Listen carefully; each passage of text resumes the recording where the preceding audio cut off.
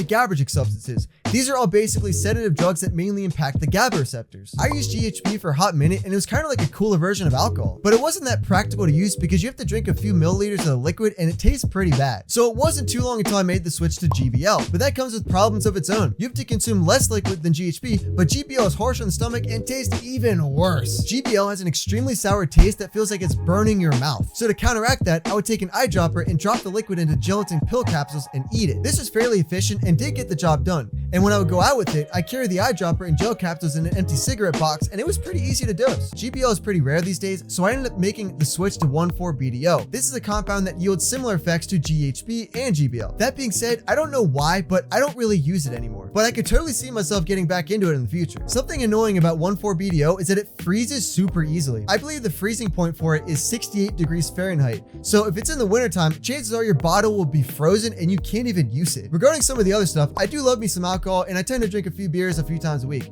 I prefer alcohol over kava as well. Gabapentin and phenibut are great, but pregabalin reigns king over them and is in my top 3 drugs of all time. A&B can be a funny time, but I only take it if I'm really bored.